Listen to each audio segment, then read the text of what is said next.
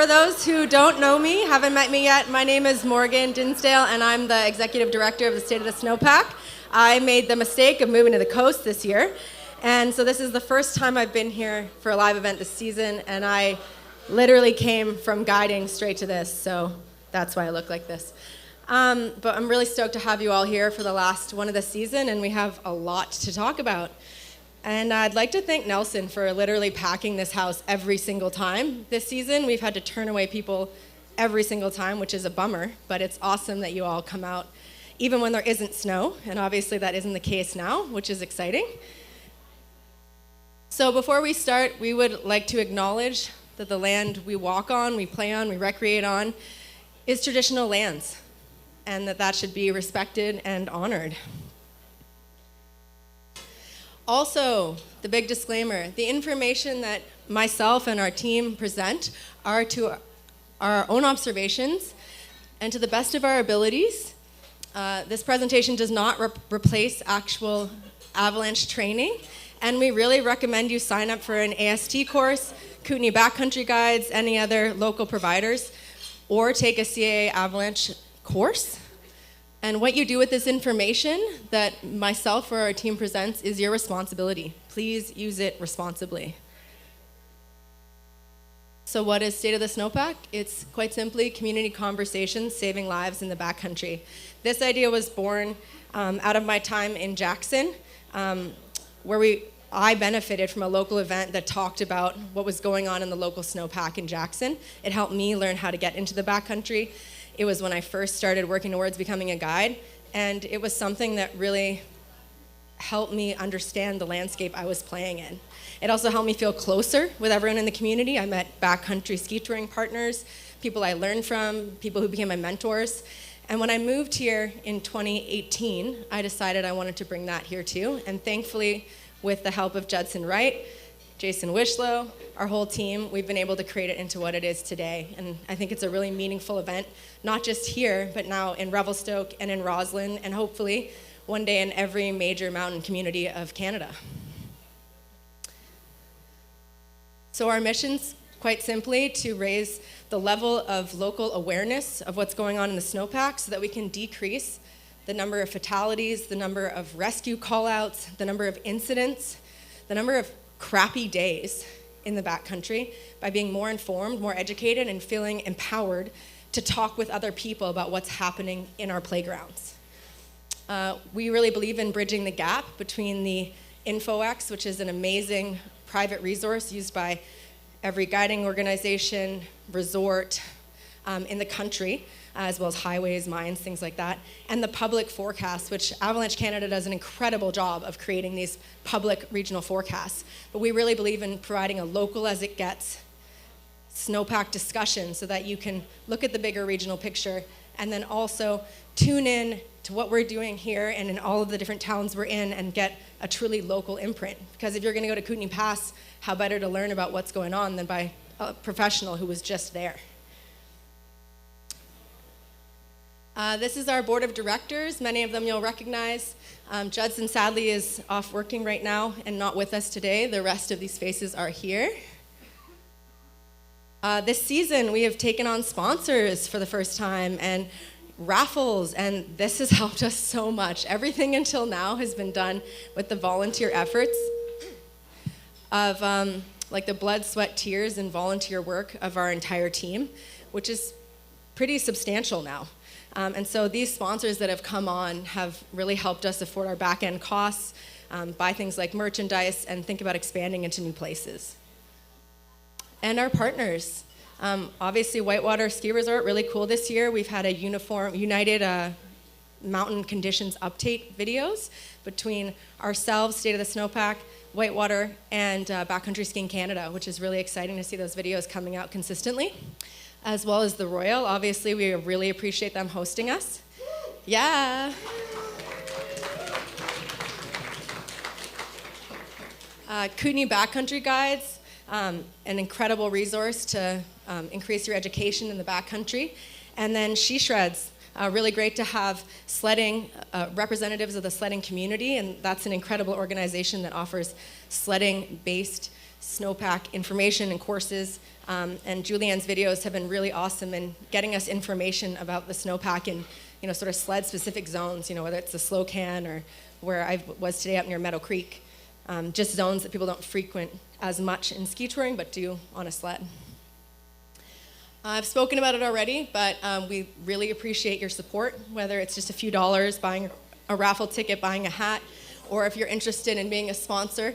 And also, if you're interested in being involved in what we do, whether you live here, you live in another community, if you're interested and are an Avalanche practitioner and professional in some capacity, please reach out to us. Our website has links for you to get in touch with us because we're always expanding. And our website, if you haven't seen it, all the videos, including this live event, are up there. All the short form video content, it gets posted there. And if, let's say, you want to go to Revelstoke next week, they're having a live event right now as well. And you can go online, click on Revelstoke, and see the most recent video for what's happening in their snowpack, which is very different from what's happening here. Okay, Nelson team, I would love you to come up on the stage, even though some of them don't want me to do that. Yeah, big, big, big round of applause.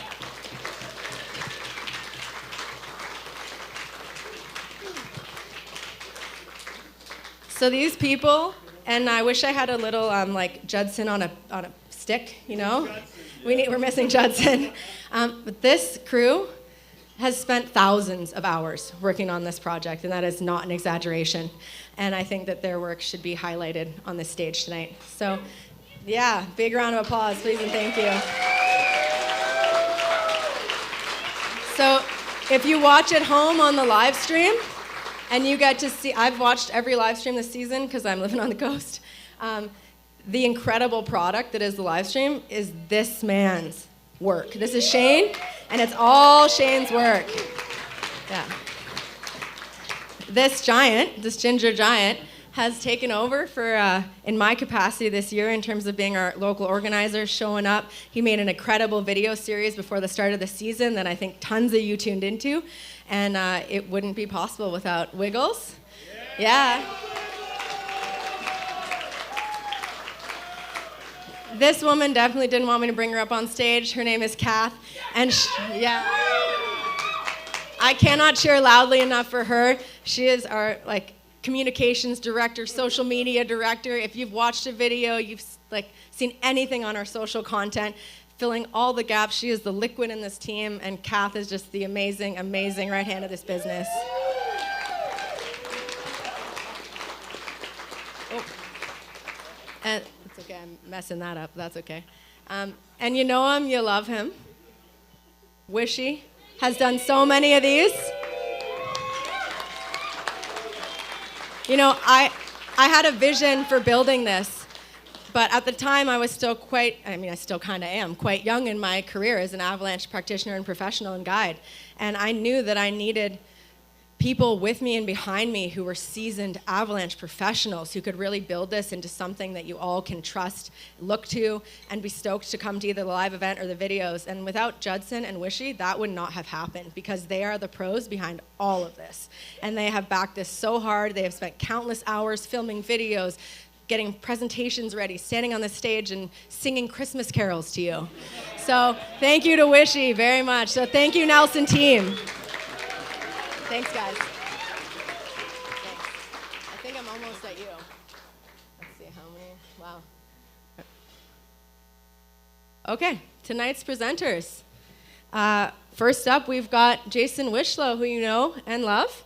And then we're going to have Keyes, and he's going to present on how better to do companion rescue and some reflections on that. So we've got a lot to talk about in the snowpack, so without further ado, let's bring up Jason Wishlow. I think I got your place on the slide. So? I think I might replace. I think we're good. Okay, so this evening's topics. Before we get going on that, I know Morgan mentioned it, but every time I stand on this stage and I look out and I see everybody here that's just willing to come and listen and learn something about what's happening out there in the backcountry.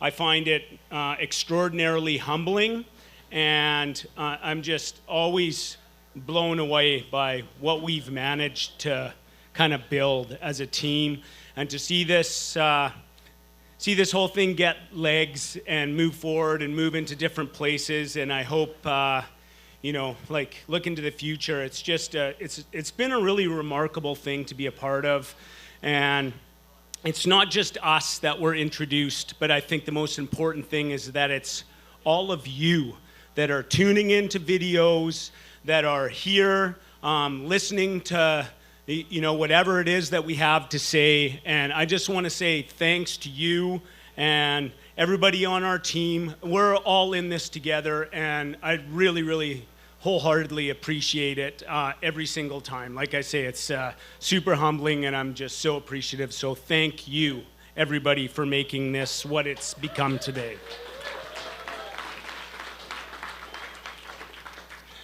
So we're going to talk about our current conditions in the snowpack for the region. I'm Whitewater, so I'll be speaking more to that, but branching out further, letting you know what's happened in a couple other places as well. Notable storms or weather events, notable layers that we're currently experiencing in the snowpack, upcoming weather, and we're gonna go through the AvCan bulletin, just help you through the nuance of what it is that they're saying and how to maybe better understand it. We're going to talk about some notable avalanche events, and then we're going to move to part 2, and we're going to listen to a great presentation by Keyes Lessard, who's amazing, about how to be more efficient if the worst case scenario were to happen. And I think we can all obviously do better at that, and hope we never have to use those skills. So here's me, snow safety, one of the Avalanche Forecasters up at Whitewater. I've been involved at Whitewater for a number of years now. I think this is my 23rd season. And it's, like I said earlier, a pleasure to have been part of building State of the Snowpack in whatever capacity I have to where it is now. So I want to talk about our seasonal history. And I know Judson, who's not here, I wish he was. So cheers out to Judson. Always likes to start with this, and I think it's a very worthy thing. So this is gives us how much water is basically being held in the snowpack this year compared to other years and our statistical norms. And this is in Redfish Creek. So for those that might not know, Redfish Creek is just up the lake outside of Balfour area, up towards Kootenay.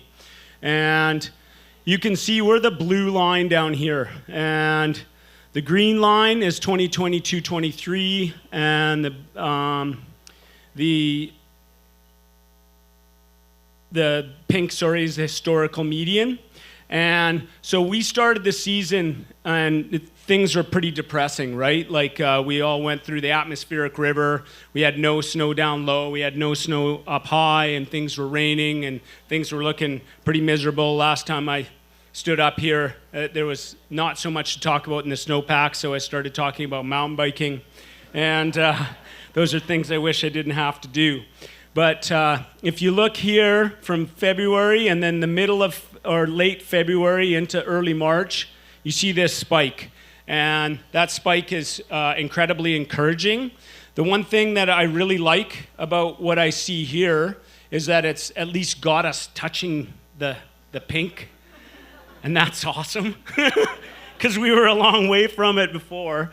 But this storm was really generous, and of course, we all love to ski POW, so let's get a shout out for everybody. I hope that skied some sick POW in the last week, because I think we all did, and it was really awesome. But more so, to actually replenish the mountains with any sort of a meaningful snowpack is going to make a huge difference, I think, for all of us kind of moving forward.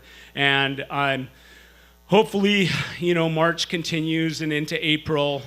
We have switched to a bit more. We are currently switching into a La Nina pattern from El Nino, which should mean a little bit more precip and a little cooler. And let's hope we don't have to choke on smoke all summer, because then none of us like that. So I'm going to skip the early part of the season. I touched on it already. But, we had our second atmospheric river of the season. And January 27th to February 3rd, I just pulled this slide. Again, here's Wendy. And Wendy's here tonight. Awesome. Glad to have her here. She's recovering from an injury. So we didn't go below freezing at Whitewater. And we took over 30 millimeters of rain. And we lost over 30 centimeters of base, and everybody was, here we go again. But what happened is that this layer really froze into quite a block of ice, and I talked about bridge strength last time. Doesn't necessarily mean that lower layers don't come into play, especially in the spring, but this layer is really kind of like a reset for the most part, and everything that's on top of this layer now is what we're currently concerned about. But yeah, again, these cinnamon buns or pinwheels, that's a little bit bigger than a pinwheel that were coming down then, were pretty extraordinary, some of the biggest ones I've ever seen. February 2nd crust forms and is buried on February 2nd. That's why we call it, just so people know when we're talking dates of crusts, they're always the date they were buried. Like a surface hoar layer can form, but until snow falls on top of it, we're never going to give it a date. The date always refers to the time that it's covered by, a centimeter or two of snow. So came in, we got about 55 centimeters, dribs and drabs through the middle of February, and February 15th, we had a significant wind event, created a big wind slab problem. And colder temperatures are starting to creep in, and that February 2nd is starting to facet. So again, faceting, like heat moving through the snowpack, if it comes through rapidly, creates these square edged crystals that really don't like to stick together, and those things can become a problem. And that's what we're going to talk about a lot tonight. So, we were at basically 150 to 160 centimeters snowpack at Whitewater for weeks, it seemed like. Seemed like we'd pick up a little bit. I'm looking here, and here's our HS, height of snow, in the summit weather plot, 153, and then we pick up to 158, 160, and then it's just kind of hovering, and then beyond into early February, even since that event, we were always kind of right around the same. And then even towards, it just hung there and hung there and hung there. And we reached February 25th, and things are really about to change. So this is me super stoked. I was out on a ski tour with some good friends, pretty special day. And the forecast then was looking really, really good, but little did we know how good the forecast was. Or not the forecast, but what was coming our way. Feb 25th, we received 15 centimeters of snow. We started to see our strong southwest winds, and that was in the forecast, and those winds were on their way, and those winds were going to be a major game changer, I think, through this entire storm. And those winds were significantly loading lee features. Even with 15 centimeters, it was pounding a bunch of snow in there. And the February 2nd crust with the facets over it was going to start showing what layers like this can do. So February 26th, our first size 3.5 out of Weimer Bowl. And I'm going to say first because there were a number more. The crowns were over 1 meter. This was running full path. Strong winds, kind of loaded. You can see a crown up here. There were crowns down here, and this ran all the way into the bottom. And may have been cornice triggered because the southwest winds loading into here, but a very, very significant avalanche considering we'd only had 15 centimeters of snow. And I think this was the telltale of what was happening.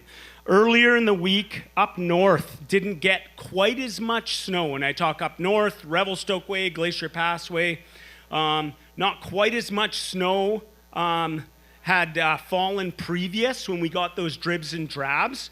So that layer started to wake up a little bit earlier than it did for us. And lots of times you look at trends about what's going to happen. So if we're experiencing similar weather conditions and we start looking at different regional areas and a layer starts waking up or producing avalanches or anything like that, it's oftentimes as forecasters where we really take note, because it's not a given, but there's a chance that we might start experiencing those same avalanche conditions as things change. So more snow and wind were on the way. A lot more snow and wind were on the way, and a historic avalanche cycle was about to really go off big time. And before I go any further, I just want to acknowledge our team at Whitewater and what we just went through the last week and a half. It was a challenge, we're throwing bomb after bomb after bomb at it, and it keeps snowing and snowing and snowing, and we want to get terrain open, we want to get people skiing, but the most important thing we can do is keep people safe when we're there. And it's long days, it's stressful. All of a sudden you have massive events like what I'm about to talk about coming through. And so not only our team, but MOTI, highways, every single guiding operation out there, heli, cat ski, whether you're working in an industrial setting, kudos to all those people that really, really put it on the line and worked super hard to keep everybody safe during a cycle like this, because these are extraordinary events, and I just want to say thanks. I'm super lucky to work with awesome people, and I know everybody at a lot of operations would say the same thing. Okay, so first size 3.5. Now the perfect storm. Between February 25th and March 4th, Whitewater received 161 centimeters of snow. That's, 8 days or 9 days? This came in with strong southwest winds for at least 4 days, maybe 5 days, and strong southwest winds. Created extreme loading in lee features. And when I say extreme, we're going to talk about an avalanche today with 3-meter crowns. That's extreme loading. The facets over the February 2nd melt-freeze crust had finally reached their tipping point for us in the Whitewater area. And again, not only Whitewater, but every resort, heli, cat, highways, industrial operation in most of BC and Alberta was about to face a pretty extremely challenging avalanche cycle. So March 1st, 2024, we'd already received 90 centimeters with extreme loading from the strong southwest winds, explosive control mission through Catch Basin, Prospector, and the Hummers that are above sluice box there, produced size 2 to 3.5 avalanches with crowns up to 2 meters. So let's start watching our first cool avalanche video. No, go ahead. Everything is closed. Thank you. Come on. The blowtorch is coming up on Silver King with Grace Terror 48. There we go. Awesome, thank you. Oh! Hell yeah. Holy shit! Holy fuck! Oh my god, he's coming up the other side! Hey Douglas, this is incredible down here. You're logging a hardcore. You're hitting the boundary, hitting the rope line, hitting sluice box. Yeah, I'm not surprised. It's a really good clean out here, like wall to wall. I can't tell how big. Did we put that? So that's Douglas Noble, our forecasting supervisor, throwing the shot. But so that's a size 3.5 out of Cougar's Claw. And Tyler Abbott was on the radio there. It's pretty awesome to have audio for that because you can hear how, but it's crazy. It's intense. If something like that comes out, and when he said, "You're logging down here," they were logging. Like we're talking about timber that's like massive trees that were ripped out of there, and to run onto a groomed run. If everybody knows Whitewater, like this is filmed from Sluice Box Corner, so that's like Sluice Box. That's a beginner essentially run, and that's the kind of hazard and avalanche problem we are dealing with. Oh, hang on. That's why. So here we go. Same day, same control route. And this was Prospector into B shaft, which is right above the Hummer handle toe. So this avalanche here ran only, I think, 200 meters from the top of the Hummer handle toe.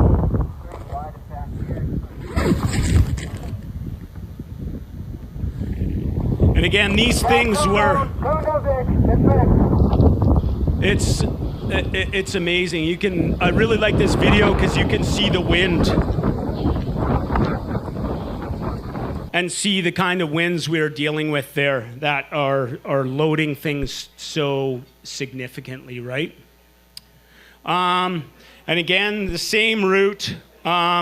This is Doug's Old in Catch Basin. It's above Catch. It's not even the steepest feature, but this will run on facet crust layers or on surface hoar layers.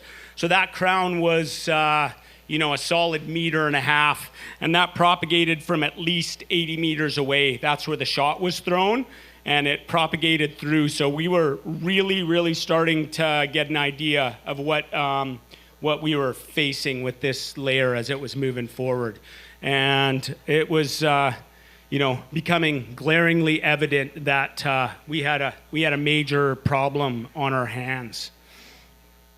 I don't know if anybody got a chance to see Douglas's video, which was pretty awesome when he was standing there and the wind was blowing and it's a massive crown in the background, and would have made everybody here want to be an avalanche forecaster if you saw it. So again, same route, and this is in the fans of Catch Basin. And if everybody's looking at this picture, I want to point to this. So that's Douglas standing on a crown. The crown was 225 centimeters deep. 225 centimeters it's incredible. The scary part of this is that it was triggered by a patroller who was doing control work, assessing the slopes inside. And the patroller crack opened up, and there were a couple people on the slope, went for a ride, stayed on top, fortunately, because that much snow with that kind of density it's a very, very scary event. This is, if you were at any one of my other talks, this is the same feature that I got buried in an avalanche in a number of years ago. So it's a regular producer, but when it's like this, it just highlights how challenging it is to forecast for a layer like this. You don't really know what you're expecting. Normally, a crown like that, it's hang fire. You wouldn't really expect it to trigger something like that. And, it's a learnable for all of us. But, facets on a crust are scary business. And we're all going to take a lesson from, again, what happened here. And I'm obviously just really glad that everybody involved in that incident is okay, because that's super scary business. So March 2nd, 2024, and probably overnight from the 1st into the 2nd, Weimar, Maine and Memorial. This is a size 3.5, and I look at this again and I'm thinking maybe this is possibly a size 4 avalanche. I don't know the timber it took out. at any rate, it's huge. So that's our second 3.5 plus avalanche that we've had in there. And I want to draw attention to this. So I want you to look at this tree island. Everybody can see that. That's this here. So when we're talking destructive potential, that's crazy. This tree right here is this tree right here. And look at what's below that and what is now no longer there. When you go and you stand on Sluice Corner and you look into there, it is completely unrecognizable to what it was before. And it has me awestruck when I look at that, at the power of these things. It's quite extraordinary. We had crowns that ran all the way along the base here. You could see it ran through, and like super wide path, maybe even pieces from West Weimer, and the feature just behind here we call Pierogi Pocket. This is Broke Neck Pocket, we call it, but may have all been included. It was a massive avalanche, and it was terrifying. And again, you know, a meter of snow with winds has the potential to do something like that when it's sitting on the right layer.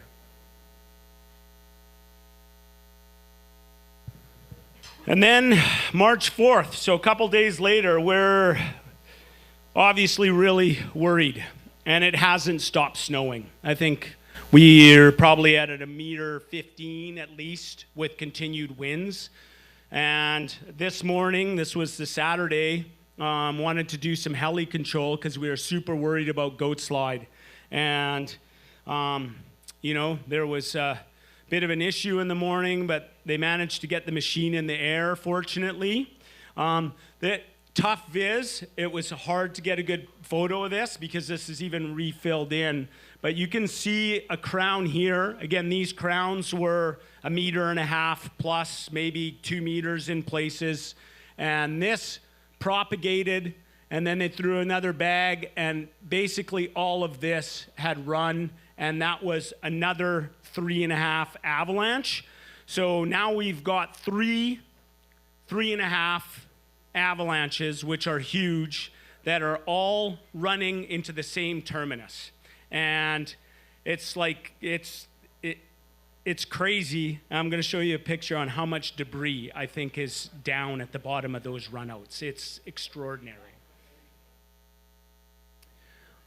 March 5th, 2024, Weimer Bench. We did another heli control mission because we were worried about the fan features in Catch Basin that I just showed you and how to safely access them, and then worried about different features in the bowl.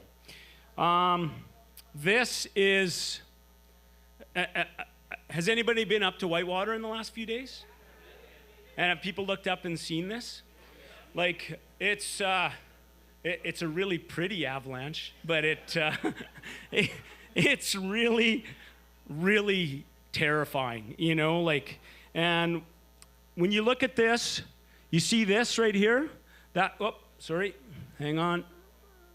I'm getting ahead of myself. It's exciting. I know. That's a teaser. So this is the bomb hole. That's where the bag of ANFO detonated. And we have very, very credible, we guessed, but we have credible people who were there.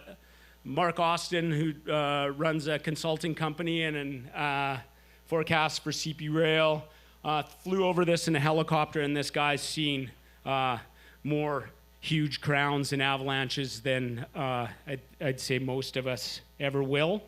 And he came in and told me the other day, he's like, I think that's a 3-meter crown. And I was like, yeah. I was scared to call it a 3-meter crown, but hearing it from him, I'm like, it's very likely a 3-meter crown. Now, let's wrap our heads around a 3-meter crown. It's probably pushing the top of this screen. So that's the amount of snow that was in there. And you want to know the scarier thing? You look up here, there's no 3-meter crown there. You know, maybe there's a 20 or 30 centimeter crown.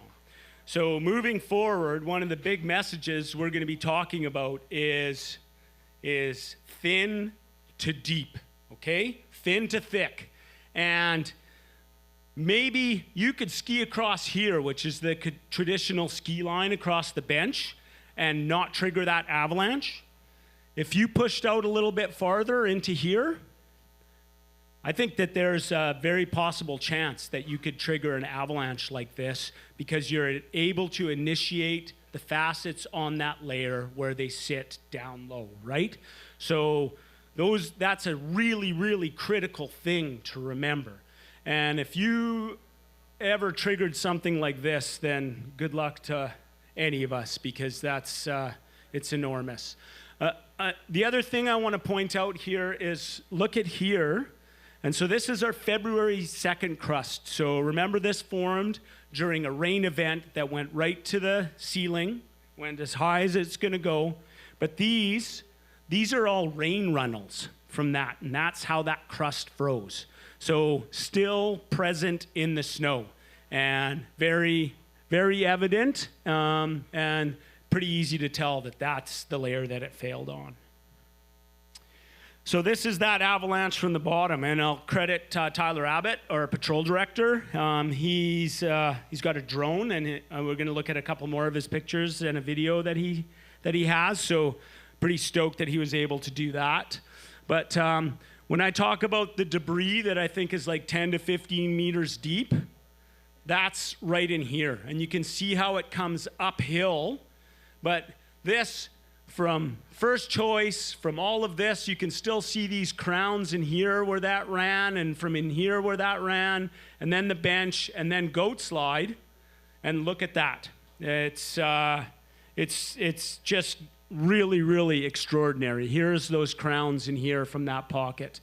And the other thing I want to point out is look at goat slide.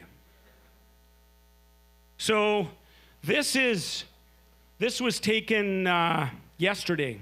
And yesterday, you think that avalanche problem still exists? I sure do. And how many people do you think were out here with no clue, no gear, no plan? I would say the majority of those tracks that are out there.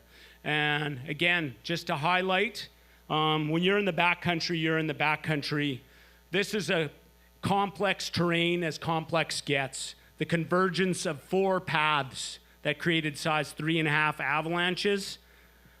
Please don't go across the boundary and ski in areas like that with no gear or no plan in any sort of hazard, ever.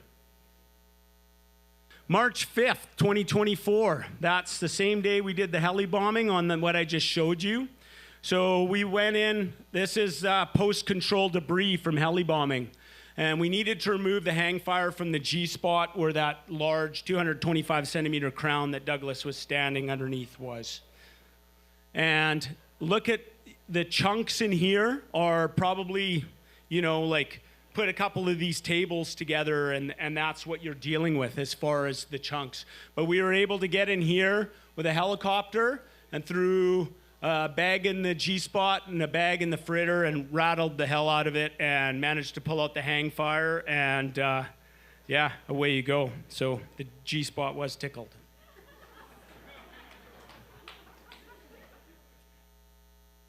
But it felt really, really good to, sorry. This isn't a stand-up comedy routine, but we'll try. But it did feel really, really good to eliminate that hazard because the hang fire over there was such a concern. We were wondering how in the hell are we ever going to open this terrain. So to be able to remove that safely, I was pretty stoked to pull off a heli mission in there because trying to do it any other way seemed pretty sketchy. Same day. This was in the morning beforehand, and MOTI, Ministry of Transportation and Infrastructure, controls the paths on Evening Ridge that hang over top of the road because there's potential for those paths to affect the road. We saw a few years ago, Wales Back ran size 3.5. Again, we showed 2-meter crowns. So I'm sure a number of you will remember that. And it was, the real deal. And they went and they threw these paths. They ended up dusting the road. So the debris never made it, but the powder cloud certainly did.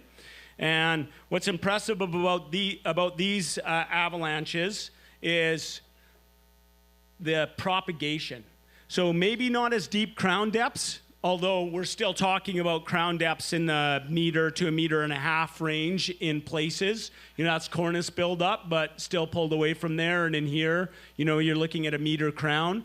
But these avalanches, this was controlled by one bag. They threw a bag somewhere just up here, and a kilometer of propagation, and cleaned out the entire feature with just one shot from the helicopter. So here's Wales Back 3.5. So this is just the adjacent slope. Looker's right, if people are unfamiliar. And again, credit Tyler Abbott for the drone footage on this. It's very, very appreciated. So just looking at this go, again, significant propagation, really, really deep crowns. And you can see in the background, I'll play it one more time. You can see in the background the ecstasy or third peak slide. But, size 3.5s with massive propagation. And again, running on that February 2nd melt freeze crust with facets over top of it. So yeah, looking in here, you see all of that.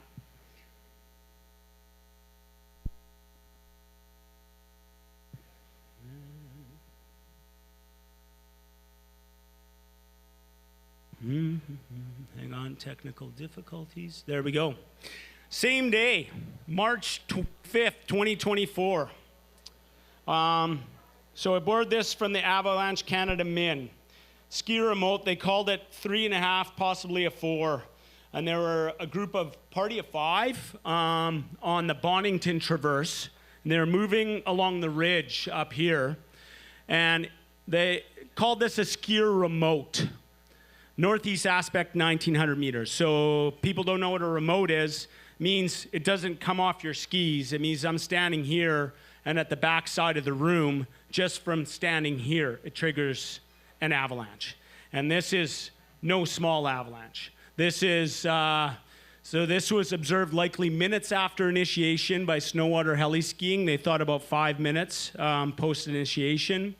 And they suspected it failed on a mid-storm facet interface and quickly stepped down to the February 2nd. So when we start talking remote avalanches, the sensitivity is really, really high.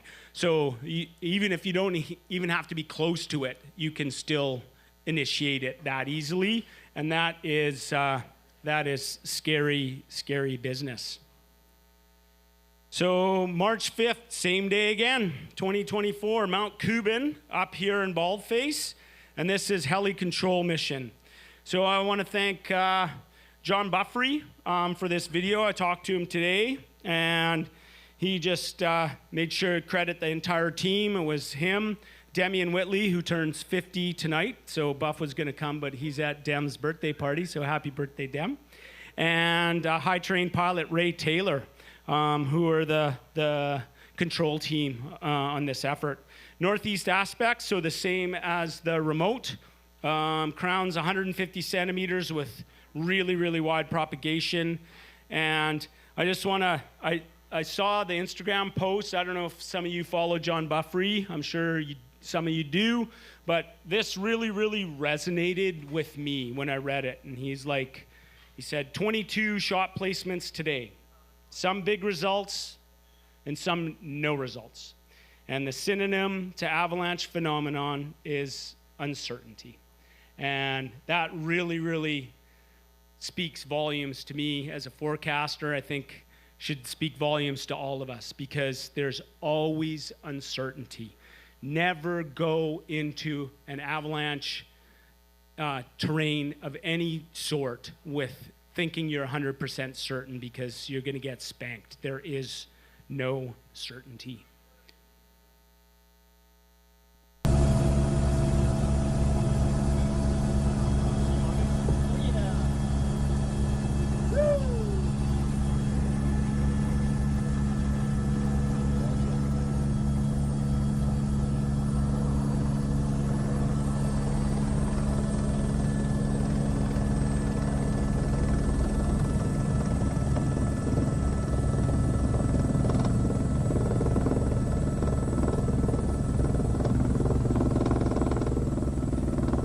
It's humbling to watch.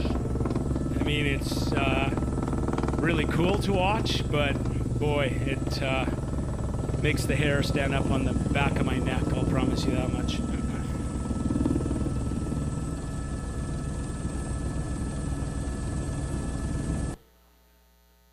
Pretty amazing.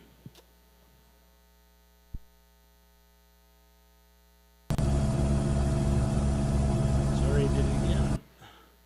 Okay, so notable layers. Right now, at our surface, some settling snow. This is a little, I'll just put them all here, and then we've got it. And I'll talk from the ground up, or what is our kind of new ground up is what I'm treating it as. But our February 2nd atmospheric river melt freeze crust. So been talking about it tonight. It's anywhere from 10 to even 50 centimeters thick, maybe breaking down in places. I talked to Morgan today, works at Selkirk Wilderness. It seems like it's starting to break down a little bit there. But, like this crust is definitely present in the snowpack in many, many places. On top of that, up to 5 centimeters of large faceted grains, which is what a lot of these avalanches have been failing on. You come up maybe another 40, 50 centimeters, and we have 5 centimeters of grauple. And grauple is the equivalent basically of winter hail. So, you get convection, you get lift, and it forms. I'm sure we've all been skiing, and you see these tiny little pellets, and they kind of hurt your face, and they look like marbles, and they stack up super fast, and they can be a weakness in the snowpack. For us, they were there. I think we might have had avalanche activity on those layers, on that layer. And then we have old wind and storm stiffened snow. That's kind of above that was during the storm. And then we have settling storm snow on top of that.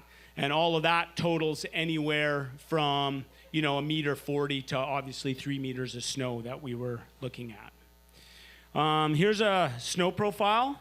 Greg Barnhouse works for Ministry of Highways. He's just sitting down right now. Dug this profile for us and shared it. So I think what we all need to look at here, so if you look at the bottom, you have knife, pencil, 1 finger, 4 finger, and fist. So, and that's, again, I've talked about this before, the super technical sciencey thing of you can put your fist in it, you can put 4 fingers in it, you can put 1 finger, you can put a knife in it, and that's how we gauge the resistance, how stiff the snow is. And so what we're looking for in the avalanche world is stiff snow over less resistance, weaker snow, and then you have the potential for avalanche failure. So when you look here, they have this, which is kind of 4 finger plus snow. And then, you have this, which is a fairly dense slab on top. And this is our melt freeze crust from February 2nd. They got a test result in the hard range on those facets there. So again, maybe not failing super, super easy in a snowpack test, but definitely highlights the fact that weakness is there. So 145 centimeters down at this location, and sudden collapse in the hard range on facet size 1 to 5, gradual resistance change as you come up. So it's pretty good looking snowpack, except for that weakness that's down there. March 6th, summit weather plot. We dug at Whitewater, and it was down 130 centimeters at this location February 2nd. Deep tap test in the hard range again with a 5 centimeter facet layer, 1.5 to 2 millimeter facets, which are fairly big. And again, just note the dense slab here that's over top of that crust, which is, the denser slab is, the more destructive an avalanche is going to be. So who else is experiencing this? And, trying to draw in observations from everywhere is so challenging, but I just want people to know that these avalanche events have been occurring at numerous operations over the last 2 weeks. This layer is actually present as far south as Colorado. I was looking, something came up, and they were talking about the early February facet crust layer. So, this weather event was that widespread. And locally, I just want people to know you're going to encounter these conditions at Kootenay Pass, up in Caslow, the Valhallas, Rossland, but keep in mind that varying snow depths will occur, but the problem generally remains the same. This problem is throughout, a lot of BC and Alberta. We're going to look at AVCAN, and here it is. So the SPA, Special Public Avalanche Warning, has been extended to March 10th, so through the weekend. So still very, very concerned about what's happening with this layer. And if you see the red, those are basically almost, as far as I know, Wendy, are those all the forecast areas? But, or is she not here anymore? Okay. But I believe that's like touching, barring the coast, like right here, forecast, it's pretty much almost all the forecast regions that they're issued this SPA for. So again, when you're following AVCAN, please pay note to that. So right now, their danger ratings as of today at 4 o'clock were considerable for tomorrow at all elevations, and for Saturday and for Sunday. So considerable hazard is still a significant hazard. It's, in fact, probably more tricky to manage than, if it's a high hazard, it's pretty easy, right? Like, you don't go into the backcountry. But considerable hazard, you start to see a lot more people kind of poking out, and that's where it gets really, really tricky, and you have to know what you're dealing with in a considerable hazard to keep yourself safe. The problems are one problem, the persistent slab. 100 to 150 centimeters deep, facet crust layer, large avalanches. This is the concern we've been talking about. Terrain and travel advice, conservative route selection. Simple, low-angle, well-supported terrain with no overhead hazard. I think the overhead hazard is one of the big ones for us all to consider. I think you can think you're doing fine in skiing safe terrain, right, in low-angle trees, but always know what's above you, because we just saw the potential for some of these avalanches going like mega, and you don't want to be underneath that. Avalanche summary, we just, the Boningtons, notable incident in the South Purcells, storm slabs over the last few days, but the persistent slab is dominating your terrain choices. Just big avalanches everywhere. So, and Snowpack summary, again, they're talking about the crust that we've been talking about tonight. So just be aware of those conditions, please. And their confidence is moderate, and I like this. It's moderate because there's uncertainty due to the fact that persistent slabs are particularly difficult to forecast. So we do our best, but when you start dealing with a problem like this, it is a challenge. So our weather forecast. Another storm is on the way this weekend. Woo! Let's ski more pow. So this is our Alpine FX from RWDI. We have this forecast available to us, and this I picked a model I really liked because it says 47 millimeters water equivalency. And down here, you start looking at the 2,000 meter and 1,600 meter temperature, and it's looking pretty good because here's 0, and it doesn't even touch the 0. There's these tiny little blips where maybe the freezing levels are coming up to 1,500, but it certainly looks like we're going to get a bunch more snow, and we're also, you know, like you look at during the storm, it looks like we're going to get some wind, you know, like 30, 40 kilometers an hour, which is going to load again into start zones and create more of a load on deeper instabilities, which is a problem. But it's nice to see the snow. Long range weather forecast. This is, I don't know if anybody was here last when Matt McDonald was talking, but he gave us all a bunch of really amazing tools to use as far as forecasting weather. The guy's amazing. If you're lucky enough to sit and hear what he had to say, then it's really, really cool information to teach you how to look at things. This is not as complicated as it looks. This is long range. This is available to all of us. If you Google the NAEFS, N-A-E-F-S, and it gives you Environment Canada's long range. So here's our temperature. So here's where we are now. And it looks like the general trend is the temperature's coming up, which is not a surprise because it's March. And keep in mind, this is Nelson, so this is Valley Bottom. But precip, like this is looking pretty generous as far as this weekend comes, and kind of persisting into the week and then backing off and then maybe starting to pick up again. And you see these outlier, these lines here, like your maximums, which are likely not what we're going to hit, but you know, it still shows some hope.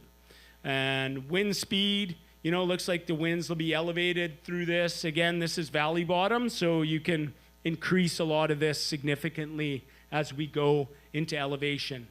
So looks like, you know, a pretty good storm. And we're into spring now, and I have convective activity. So convective, you know, you start getting convective lift and build because the air is warming, and that can create like massive amounts of snow in really short periods of time. All of a sudden it's like snowing 6 or 7 centimeters an hour, and it hangs over you for an hour and a half, and you pick up 8 centimeters, and the skiing's crazy. And you know, let's all hope for some of this March madness, because we had a lot of February and January and December sadness.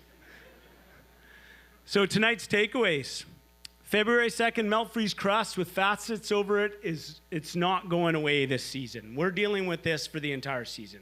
It's going to ebb and flow, but keep this in the back of your mind if you're a backcountry user at all. And spring is going to bring us far more dynamic weather patterns, which will bring increased load, new storm slab problems, but that increased load is challenging lower weaknesses. And wet, loose avalanches, cornices, you know, if you're outside today, you're on a south-facing slope, the sun's beating down on you, it's hot, right? Like it's significant. So this is only going to continue as we get into the spring. You know, it might feel like we're finally in January, but we are in March.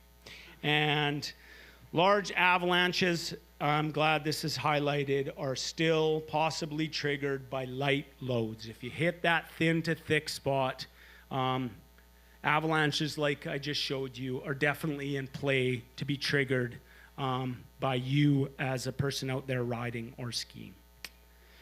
So we're going to go to intermission, and thank you so much for listening. And we're going to bring up Keyes Lessard next, and he's going to give us amazing presentation on some companion rescue and ways we can be faster and better. But thank you, everybody, for coming out, supporting State of the Snowpack, and look forward to being up on this stage again next year, and keep following video updates when we have them. But better grab a bathroom break and another beer or whatever you're drinking, and yeah, we'll see you in 15.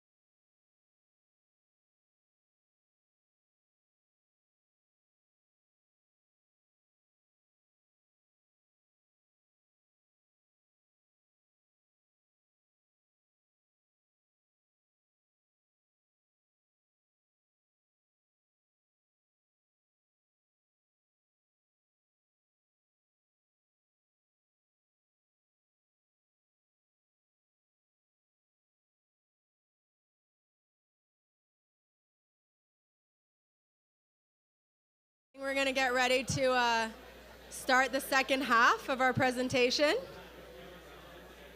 Before we get into our awesome next presentation, ooh, so bright. Thank you. There's a few things we'd like to add from what was already presented on. I work professionally as a guide both on the coast for a heli ski outfitter and here in the Kootenays for a cat skiing operator. And one of the crazy things about this season is that, normally we talk about a coastal snowpack, an interior snowpack, a rocky snowpack with variability within it, but this problem is everywhere. And any one of us working in the professional context log into the InfoX every morning to look at what's happened in the province. And every morning this week, I've walked into the guide's office and thought, I'm going to see less than 100 avalanches reported from yesterday today. It's going to be the day. And it hasn't happened yet. And we're seeing sympathetic releases. We're seeing remote releases. We are just seeing so much unpredictability with this layer. And I was just reading the InfoX, and Kicking Horse had a skier accidental size 4 today. Luckily, no involvement. But a size 4 skier accidental, that is crazy. Batshit crazy. And I wanted to share in addition to that Wishy talked about how challenging it's been for the Whitewater crew this last little while. It's been incredibly hard working as a guide, working as an avalanche professional. And when we work as professionals, when we step out the door, we use what are called strategic mindsets for how we're going to operate that day. Maybe we're status quo, the same as the day before. We're going to maybe ski similar terrain. Maybe we're stepping out. We feel more confident in the snowpack. And there's a mindset we don't use very often, and it's called entrenchment. And it is a very serious thing to see entrenchment as a mindset. And I'm going to share with you some of the description of what that is. It means you're dealing with a well-established, persistent instability. That's the crust.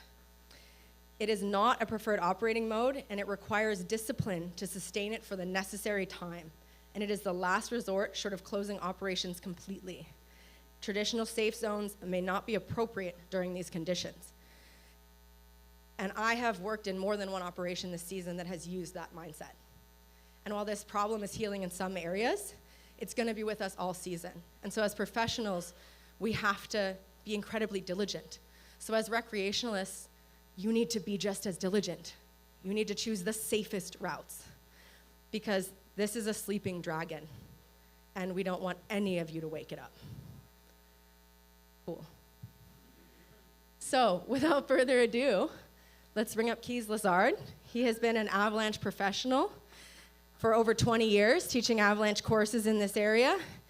He is an instructor in the Recreation, Fish, and Wildlife program at Selkirk College.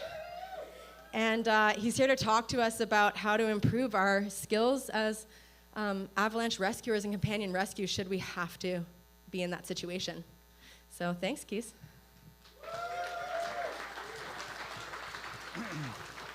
Whoa, this is my first time using a mic. Is it working? So good evening, everyone. I'm really excited to be here, and thanks for having me. And this topic is something I'm very passionate about. I've been thinking about it for years. I've been trying to up my game in companion rescue. And I can honestly tell you that I feel like I could still be more efficient. I've practiced hundreds of companion rescues, and I think I could still be more efficient. And I don't want to offend anyone here, but I truly believe that the same is true for you, for all of you. Whether you're learning, about avalanches or whether you've been working in the field of avalanches for a long time. And, this is kind of a tricky time. And March typically, or not typically, but maybe often, is the month with the most avalanche accidents. So you might be thinking, why are we talking about avalanche rescues in March? The winter's almost over. But I think it's appropriate. And I think actually it's appropriate to talk about avalanche rescues anytime through the year. And another reason why I think it's appropriate is, when was the last time you practiced an avalanche rescue? And for a lot of us, that might be in November or at the beginning of the season. And so I think this is an appropriate conversation to have tonight. So the idea with this presentation is that we're going to look at different ways that we can learn how to be more efficient with avalanche rescues. And I'm going to try and appeal to the audience, you know, realizing that, yeah, some people are new to this and some people have been doing it for a long time. But before we get into that, I'm going to share a personal story.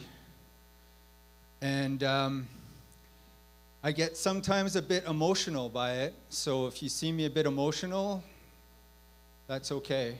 I'm kind of putting it out there. Last year, my son Kian, who's sitting over there, came home from university for the holidays. And we decided to go skiing at Kootenay Pass. And we decided to go up to an area called Lightning Strike. We did our pre-trip planning. We had a look at avalanche and weather conditions. We worked our way up, verifying conditions. We assessed the slope. And what we decided to do was to ride this chute right here. And so the avalanche danger that day was moderate at all elevations, which doesn't sound too bad, hey? But what's the definition for moderate? What's the definition for moderate for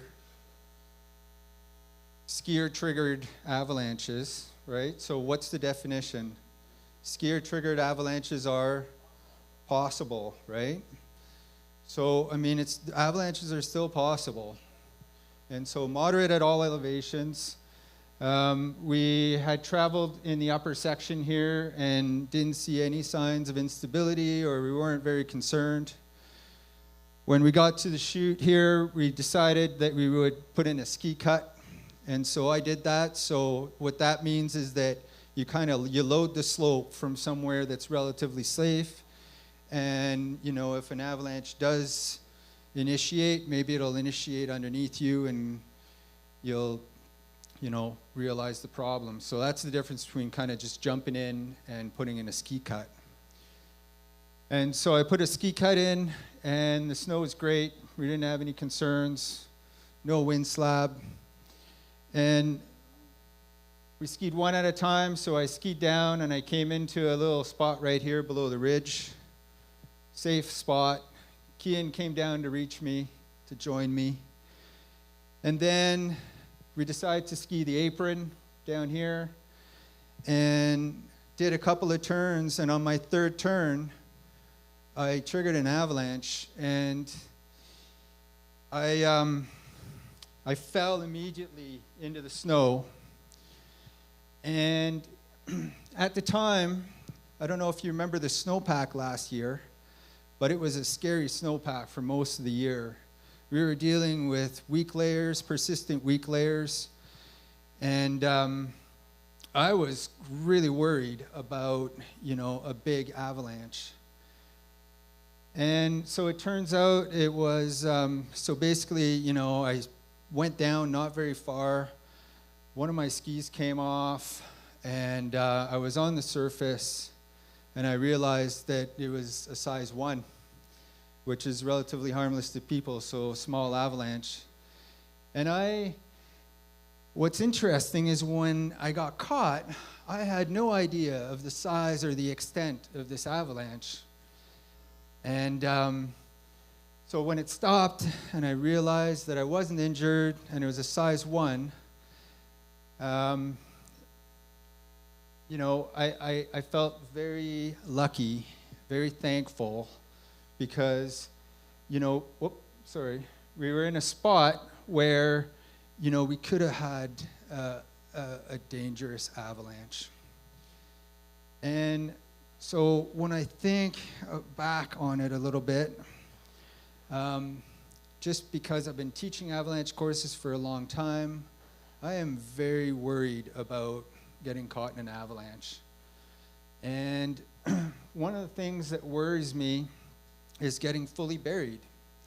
And one of the things that worries me is, getting injured. And one of the things that worries me, and I gave you a little snapshot of it right there when I mispressed the button, but is this. And so many of you have seen this. It's widely shown. And basically what it's showing is the results from a study that was done in 2011. And it looked at a comparison of avalanche survival between Canada and Switzerland. And the black line here is Switzerland, and I'd like you to ignore it. But what it did for us was that it now put, this graph of survivability based on burial time, in front of a whole bunch of people. And when this study was published, we realized, whoa, okay, we're dealing with something different than what we thought we were dealing with. Back in the 90s, I seem to remember it was half an hour that, you had basically, if you were buried in an avalanche, try and get that rescue done in half an hour. And all of a sudden, we realized that, hold on a sec, half an hour. And this is I'm sorry, I did it again. This is right here, this is a table that shows those results. And you can see that about 90% of folks here survived if they were buried less than 10 minutes. And then you can see that the numbers drop drastically as you go down here. And so really, this side is survivability or probability of survival, and this is burial time in minutes, and you can see this line just drops like a rock. And so I read a little bit further into this study last week, and I found this in their findings. I found this paragraph, and I'm only showing you half of it right now. But I found this very interesting. So it basically says avoidance of avalanches remains paramount to survival. And I was impressed that they put that in there, right? And really what that means to me is, if you want to survive in an avalanche, don't get caught, right? And then this is the second half. And I'm pretty sure that this is where the kind of 10 minutes came from, right? I'm pretty sure it came out of this study. I'm not 100% sure of that. But now when you take an avalanche course, it's not 30 minutes, right? It's like you have to get this rescue done in 10 minutes or less. That's the recommendation, right? And so there's a lot to do in 10 minutes. Hey, what is there to do? There's a long list of things to do if you're going to do an avalanche rescue. How long is it going to take to assess your safety? How long is it going to, I mean, if you want to think about assessing your safety, think of this. Think that you're in an avalanche path that you know well. Like for example, if we took some of the local avalanche paths, so you're somewhere on White Queen, and there's an avalanche. So in the 10 minutes, you've got to do a whole bunch of things, right? So you've got to assess your safety. Then you have to come up with a plan, right? Then you have to mobilize all your equipment, and then you got to do rescue, right? And so 10 minutes, I think, flies by. And I think one of the things we do when we practice avalanche rescues is, we're in a small area, and we're the transceivers buried closely.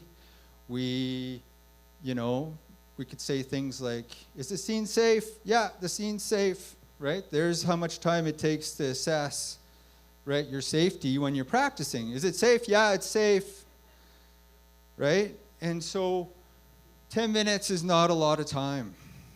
And that graph is, it was shocking when it came out, right? I think a lot of us were kind of taken aback. And so really, what we're looking at here is every single second, or we could even say every half a second counts. But I think we have to be very careful about this, because really like, if we go too fast, then what? Right? We have to be very careful about how fast we do things. And I mean, I was thinking about this, and like, I've been rushed leaving the house a bunch, and what do, right? I forget my work keys on the hook. I forget my phone in the charger, right? I'm lucky if I have my pants on, right? When I'm walking out the door. And so, you know, when we see this, we're rushed, right? And we feel rushed. And one of the things that I want to try and you know, convey tonight is that it's not just about speed, right? If we look at the definition for efficient, what we've got here is kind of two parts. We've got, oh, I'm sorry, I did it again. What we got here for the definition for efficient for Merriam-Webster, we got basically capable of producing desired results. And so that's the first part, right? So the desired result is to do an avalanche rescue, right? And, you know, basically dig the person out. And then the second part is with little or no waste of time, right? Or materials in this case, because it comes off the dictionary. So what I did was I basically thought about this word efficient and what would it mean for an avalanche rescue. And in my mind, this is what it means. It means use appropriate actions to perform an avalanche rescue as fast as possible. I think this is our goal when we're doing a companion rescue. And I think we really need to remember that sometimes we need to slow down. An example of that is if you're doing a signal search and you go too fast, then what might happen, right? You might wipe out. And so if you fall while you're doing your signal search, what does that mean? And what does it mean if when you fall, you lose your ski, right? What that means is that all of a sudden you're adding time onto that rescue. And, you know, you all know, I think, if you've done a find search, that you got to go slow during a find search. I have a canoe instructor mentor that has this saying, and it goes, slow is smooth, and smooth is fast. And I don't think we should say slow and avalanche rescue and, you know, together in the same sentence. That's not the idea. But the general idea of that is like, there are certain times when you've got to, you know, when you've got to make sure that you're not forgetting something or that you're doing something right in order to be efficient. And so what I did was I put together a list of what I think might help us become more efficient. And when you look at these, I kind of put what I thought was most important kind of up here and then less important down here. But these are all things that I've used to try and become more efficient. So I think the most important thing here to start with is to use the proper technique, right? We want to learn and use proper or appropriate rescue techniques. That means that if we're doing a find search, we're doing it properly, right? So there are many levels of this, right? And a basic level would be to take your AST1 course and practice maybe an hour or two of avalanche rescue, and you'll get the idea of kind of what's involved. But you'll probably feel that you need more than that. And so we've got a course called a companion rescue course. Has anyone done a companion rescue course? Well, not many people. And so a companion rescue is a full day of avalanche rescue. And when we teach those courses, what we notice is that, wow, people start off the day, you know, and things are a bit rough. And then as the day progresses, the avalanche rescues get better and better and better. And that's one day of a full day of practice. The AST2 is another option for learning avalanche skills, or avalanche rescue skills, I mean. And that one has, we tend to teach more advanced rescue skills in that course. And yeah, it's pretty recommended. And so what about if you're kind of wanting to move beyond that? Then there are other courses that you could potentially take. You could also seek out partners that know more than you, right, and learn techniques from them. We've got, half a room of forecasters sitting over there, and those folks have taken advanced, avalanche rescue courses. And so there's a lot of knowledge out there. When you become an avalanche professional, then there are avalanche rescue courses that kind of take it beyond what you'd learn in an AST course. And so I think that once you've got the proper technique, the appropriate kind of, rescue techniques, then it's time to practice them. And, I forgot about this slide. It's because we had some technical problems here, and I can't see what's coming, and I forgot about this one. The other piece to this about learning, appropriate techniques is sometimes things change, right? Our shoveling techniques have changed recently. And this is an example of something that's kind of happened last October. We've been worried about transceiver interference for a long time. And, there were different guidelines and people were using kind of, different methods to deal with it. And in October last year, the UIAA published this document, and Avalanche Canada has asked us as Avalanche providers to use this document and to basically try and get everybody on the same page as far as how we're going to manage transceiver interference. And so you might be wondering, how does this affect the rescue? Well, transceivers can get affected by other electronic devices and even things like metallic objects and that kind of thing. And so this can play a big role in an avalanche rescue and how successful you are. And so once you've got these techniques down, then the idea is to practice often. And I remember a couple years ago reading on Avalanche Canada that they recommended doing one avalanche rescue practice per month if you get out a lot. And so that's like, you should have done, according to Avalanche Canada, you should have done 5 or 6 already by now, right? 5 or 6, different, companion rescues. And so there are a couple things with practicing that I think are important. I think that we should practice with the people we go out with, right? It's one thing if I practice with my students at Selkirk College, and then I go out with people and I don't practice with them. And that's kind of a hard one, right? Because you want to go skiing and, you're going to take time to do a practice, but it's just a thought, right? Practicing with the same group that you ride with. And when we do that, when teaching avalanche courses, we notice that people improve a lot and the group works much better together after you've practiced a few times with that group. The other thing that we recommend with practicing is keeping it real. Okay, so realistic rescue practices. And so this picture, in a way, shows some people doing some shoveling. It's called the strike team shoveling method. And what you notice here is that they're not wearing packs.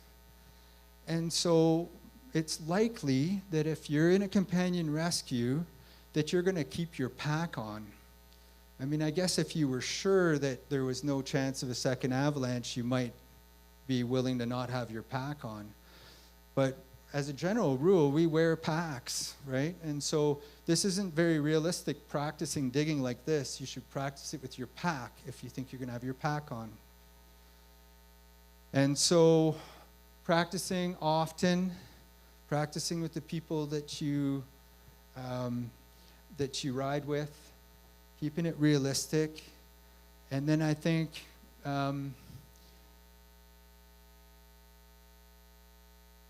I just think, they say practice makes perfect. And I think there's something to be said about that, right? So just encourage you to get out there and practice. The other thing that I think can really help us be efficient is having a cheat sheet. And so this is the cheat sheet that comes out of the AST2 field book. And, even if you think you've got all these steps memorized, I think having the cheat sheet on you, actually, wait a sec here, let me see. Yeah, I've got it. I'm not too worried about an avalanche in here, but having the cheat sheet with you can be really helpful, right? So if you're in an avalanche scenario, you're probably being caught off guard, and you probably didn't expect it, and then all of a sudden you've got to make all these life, saving decisions, and maybe you'll need it. This cheat sheet here would have been kind of like me having presenter mode on this, but I don't have it.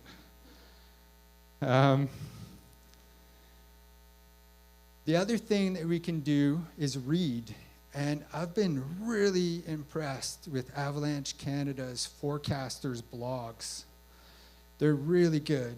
And so this is from 2021, right? 2021.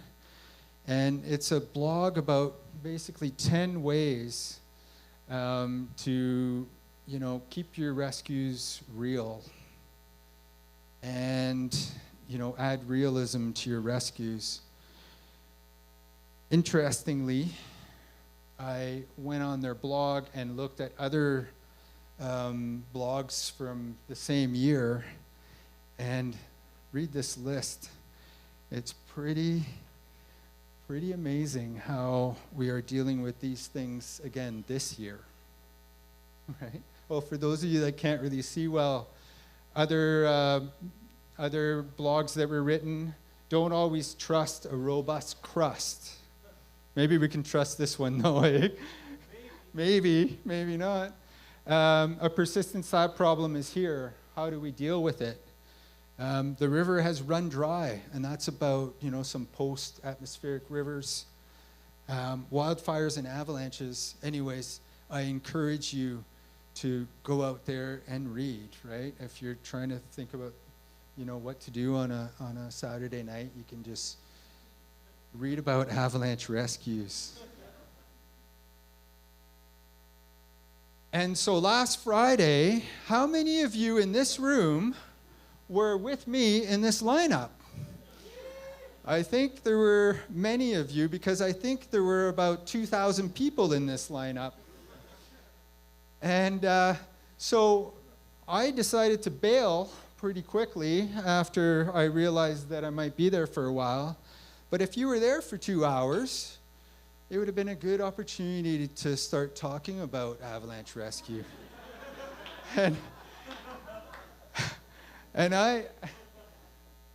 Or maybe how to drive the Whitewater Road.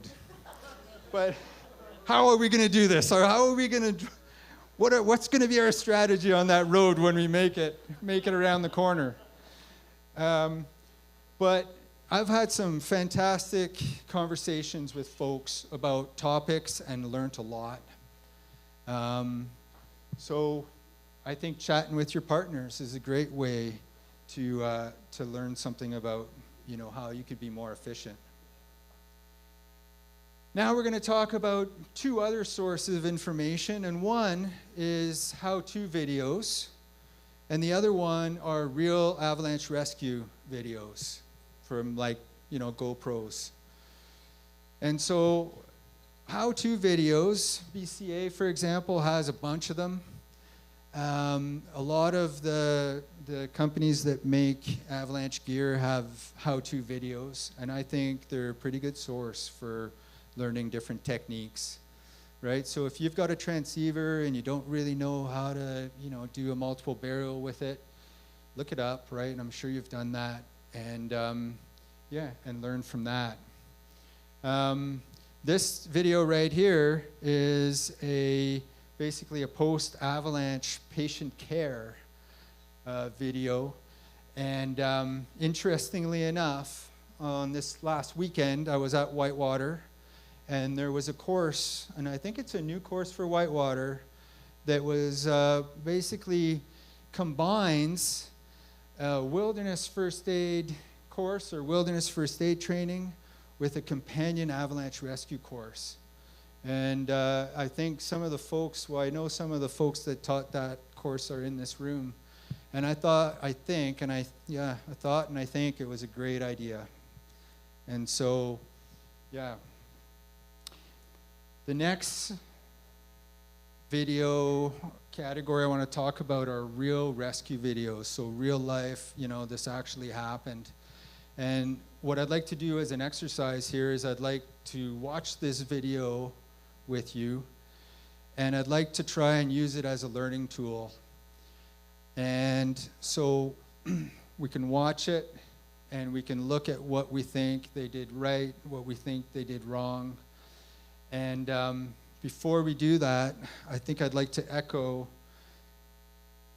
Wishy's, a couple weeks ago, or a couple of months ago, when he was talking about the Goat Slide avalanche, and he had this slide up, and he said, we got to get rid of the stigma, and we've got to be very careful about how judgmental we are.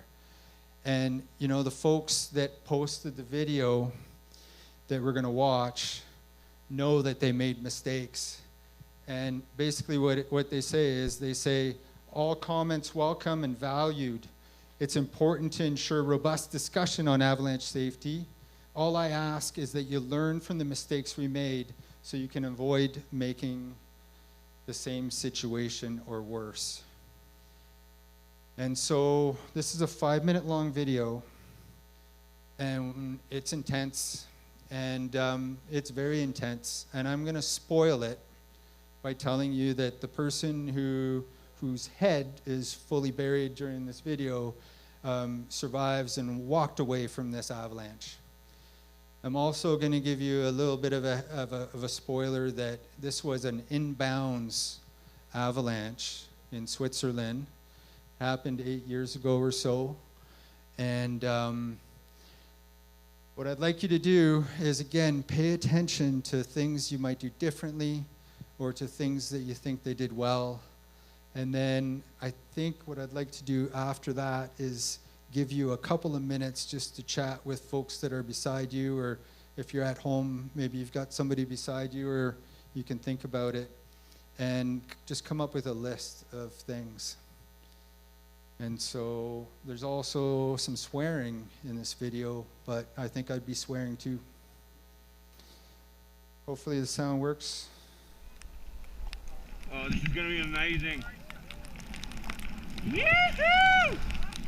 Yeah!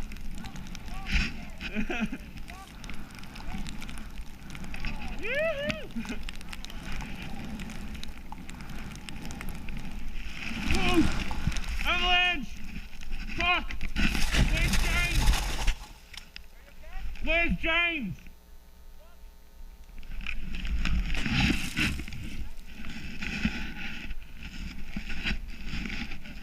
I think he was. Fuck!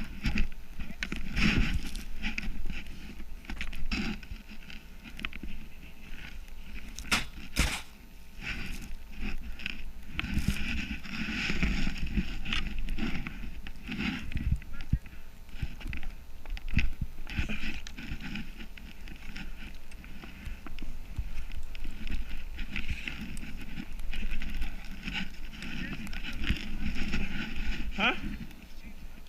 Yeah, I think so.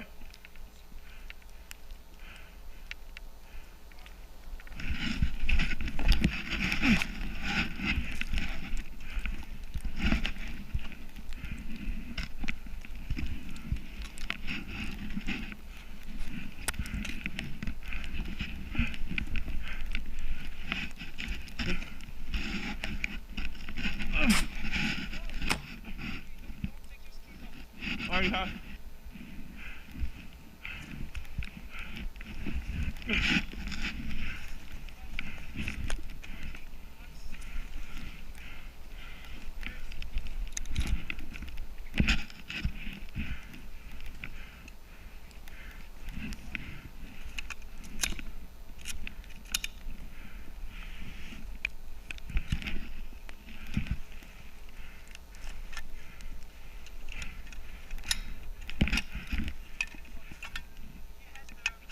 current saver.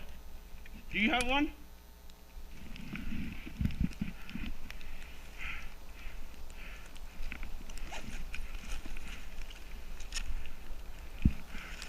Ah, I see him! He's over there.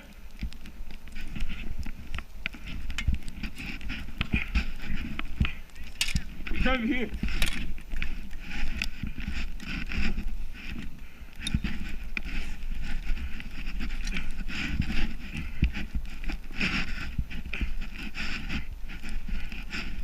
Coming!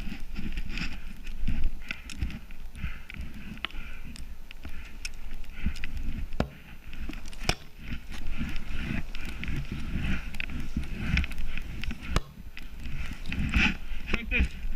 Yeah.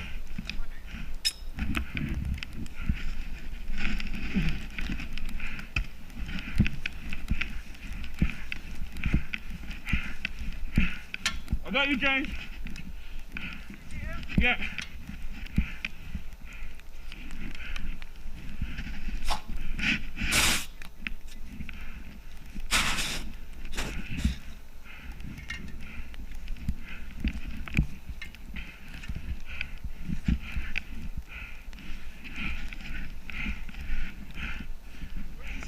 He's under here.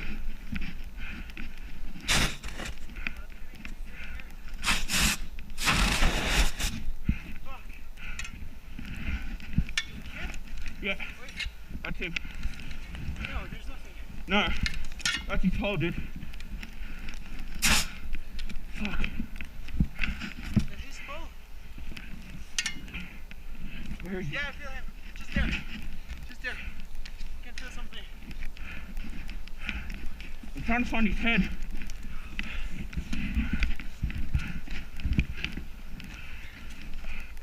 Yeah, here. No, it's musky. Yeah, it's musky. That's him. Yeah. That's his helmet. Fuck. Jeremy. James? James. James? Yeah, we got him. Yeah, keep digging. We nearly got you. We're here. We're here. Breathe. We're here, dude. We're here. Breathe. Breathe, man. Fuck. You good? Fuck, he's getting cold. Okay. Here, take this. Okay, I can't get my helmet off, dude. My hands are fucked.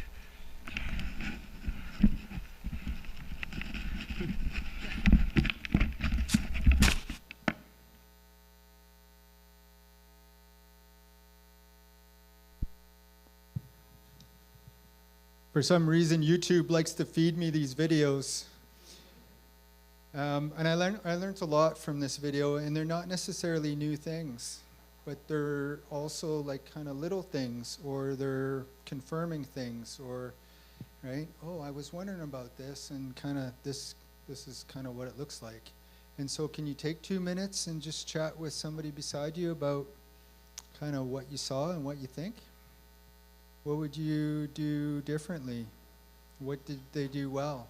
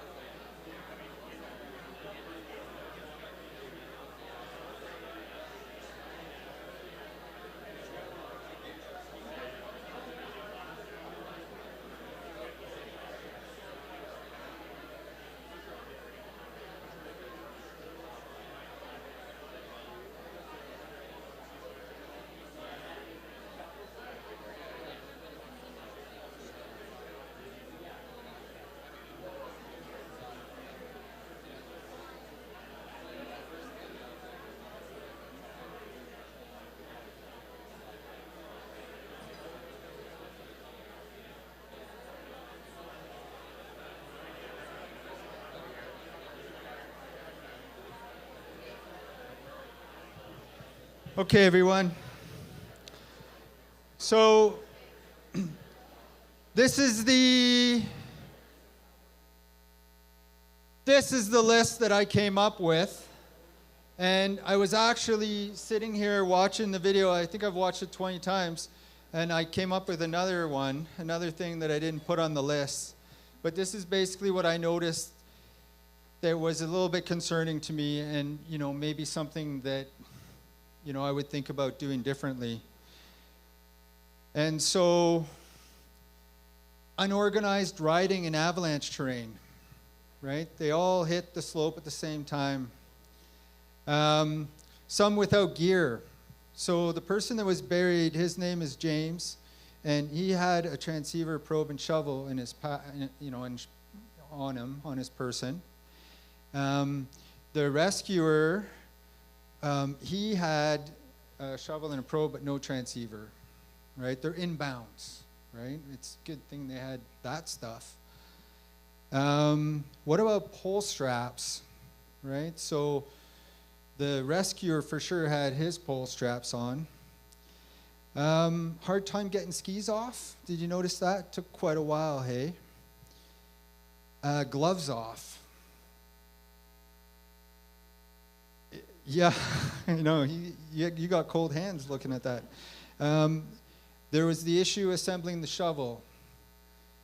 And then the probe bag was done up, right? So he had to, basically undo the probe bag to be able to get his probe out. Snow falling back into the hole.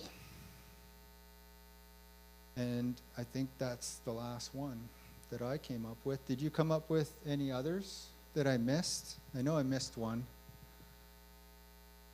I think the one that I missed was, I think they could have done a better job communicating.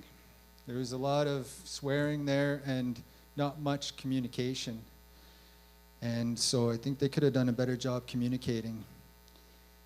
And so I just picked a few of these. Oh, and then also interesting is it was a pretty deep burial, hey, for a small slope. It was a really small slope. And actually what happened here, I'll kind of tell you because I read about it afterwards, is the James, who was skiing first, who triggered the avalanche, as he was skiing and as the avalanche was triggered, he went across a gully and slammed into soft snow on the other side. And so he was in a terrain trap, and then the avalanche debris came and covered him. And so he ended up with quite a deep burial. He had his pole, extended out, and, you can see how deep the hole was. And so I just want to go over a few of these things just quickly, and that'll bring us to the end of this presentation. So unorganized riding, they were in bounds, but they were in avalanche terrain. And when I read up about it, they knew that there was instability in the snowpack. And those skills in Europe are massive. And so in my mind, if you're skiing in avalanche terrain, you'd think about how you're skiing it and not expose, most of the group. Just so you know kind of what happened here is there were 4 people, or 4 or 5 people in this party. And the person who got buried, James, he had, I mentioned, a transceiver on him. So that person actually went to try and notify ski patrol so that they could, come with some transceivers and help with the rescue. And so I think unorganized riding. The other thing that I noticed is the rescuer had pole straps on. And I am pretty convinced that wearing pole straps in avalanche terrain is a bad idea. And that's just, maybe my opinion. And maybe some of you are really used to skiing with pole straps and love them. But they scare me. And they scare me for a few reasons. One thing is that if you were to try and use your hands and your arms to swim, you might not be able to if a pole is holding onto your hand, right? And so swim like hell, that was an expression we used to use in the 90s if you got caught in an avalanche. And then it seemed to kind of not be talked about too much. about 10 years ago, and now it's back. Like now, a strategy for if you're caught in an avalanche and you're doing what's called a self-rescue, so that's if you're caught, the idea that you might be able to lessen the extent of your burial depth by pushing and trying to swim and trying to, you know, aggressively stay on top of the snowpack is, I think it's real. And the other thing is that, you know, you can get injured, right? So if the pole goes on one side of the tree and you go on the other side of the tree, you could get injured. The other thing is if your poles are in, you know, fairly dense debris, you can end up with not being able to make yourself an air pocket. And so there's a couple of things that we suggest or recommend, you know, when an avalanche is starting to slow, is to think about your air pocket, creating your air pocket. And if you know where the surface is, get your hand up to the surface. And so I would, you know, I mean, I've got my pole here, and I would love it if we started a movement that was basically cut the straps. And we just cut these straps off. I haven't skied with straps for 25 years, and I don't miss them. I'm not talking about cross-country skiing here, but skiing in avalanche terrain. And I really think we should get rid of the straps. But there's often two sides to a story, hey? And in this case, I feel that the pole here saved James' life. And I don't know, if it was me, I probably would have ditched the poles. And then that wouldn't have, you know, ended up very well. And so, you know, I mean, I think it worked well for James in this one. That doesn't mean I couldn't have held on to my pole, even if it didn't have a strap. Gloves off. I've watched many videos like this one where the rescuer takes their glove off. And I think we should have a strict, you know, kind of policy when we're practicing avalanche rescues, companion rescues, that we don't take our gloves off. I got really hot hands most of the time, and I do take my gloves off, but I shouldn't. And I shouldn't because, you know, this turned out okay with no gloves. I mean, it looked like cold snow, hey? I bet you it was pretty cold out. And, you know, the gloves are sitting in the snow, your hands are getting wet, and if ever you had to put those gloves back on, you might have a hard time. I'm sure a lot of you have experienced that. Trying to put moist gloves on, it can be really hard. And so then what's that doing to how efficient you are? Well, it's eating into your rescue time. And so in this case, you know, there's a lot of digging. There's a lot of digging with hands. And look at the hands are covered in cold snow. And I don't know if you noticed, but at the end of the video, basically, he's standing there and he's like, my hands are freezing, can you take my helmet off, right? He asked his buddy to take his helmet off. And you could even almost look, do you see those fingers? They're like bent right over. And so I think we should always practice with gloves on and become efficient with gloves on. That means we can open our pack, we can take our probe out. What's a trick for taking the probe out of your bag? I think I had my probe here, but now so what's the trick for taking the probe out of your backpack? So you can pull it out like this and you can try and deal with the zipper, or why don't you keep it in your pack like this, right? And so now if this probe is in your bag, it's as simple as this to take it out of the bag. And then if you got gloves on, well, you'll be able to do it. And then there was the issue with the shovel. And I think for this, I think it's just important for us to know our gear and practice with it. And so, you know, the rescuer put the shovel handle into the blade, but then had to take it out again to be able to basically get the blade off of the backpack. And so I think the take-home message for me there is like really become familiar with your gear. And, you know, alongside this, I think a lot of us are using transceivers that we're not that familiar with. You know, we're pretty familiar with it, but we're not super familiar with it.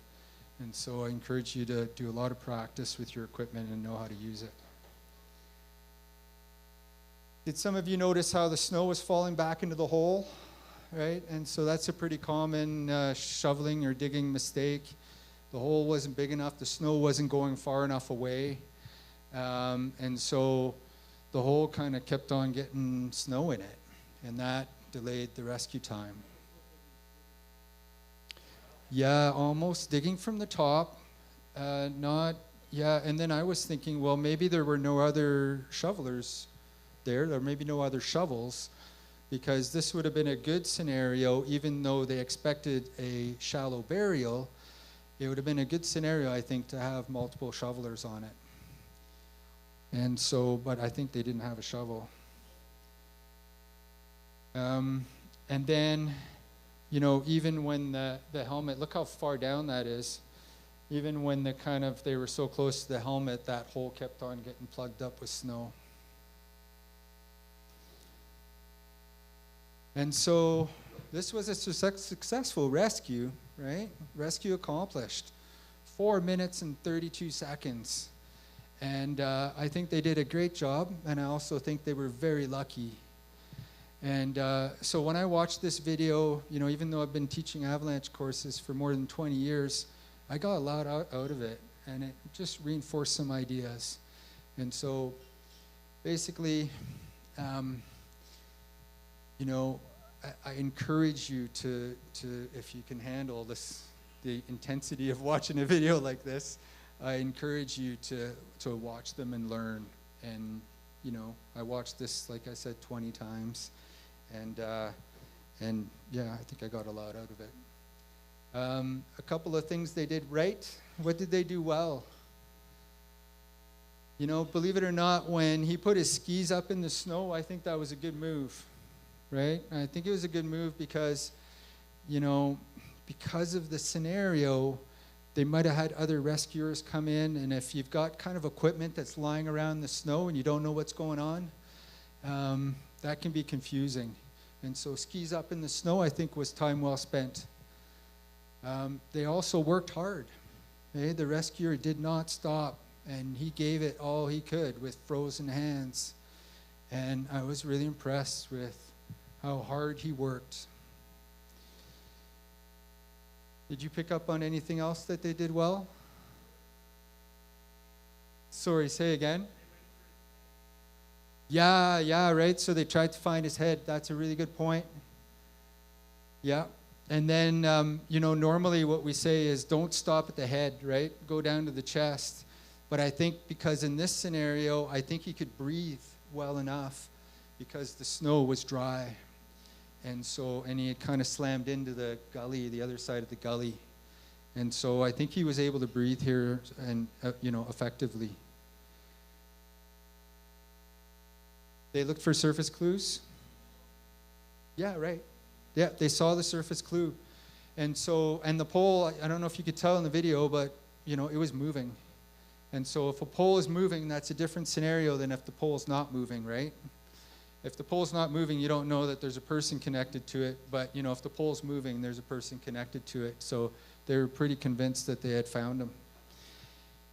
And so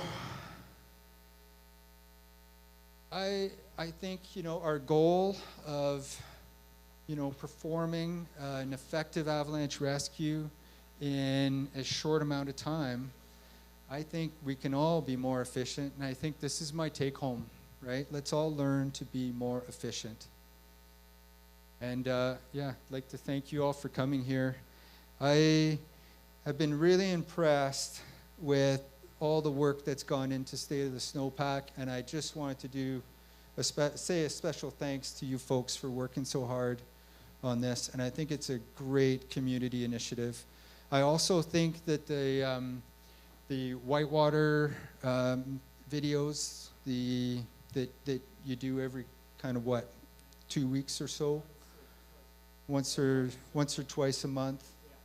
Yeah, the snowpack updates. I think that those have been a huge success, and thank you for doing those. I really appreciate it. Yeah, and then Judson and just everybody else that posts their information online. And Selkirk College for supporting me to come and do these talks once in a while. Thank you all.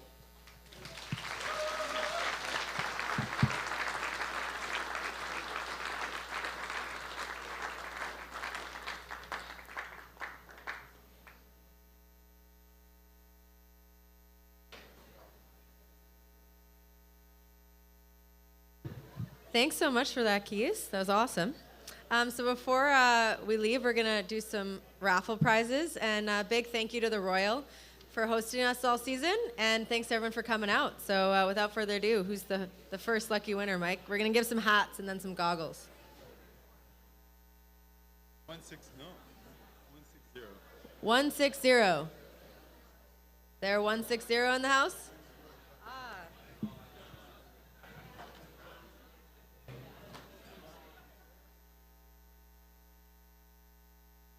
160? Yeah. How about a fuzzy one? There you go. Thank you. That's my favorite. Okay, next one.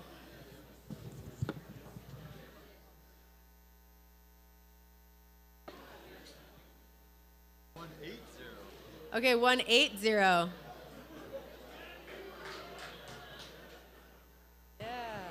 Ski turret hat. You want it? Thank you. Thank you, the other one. Thank you. Okay. 147. 147. Anyone got 147?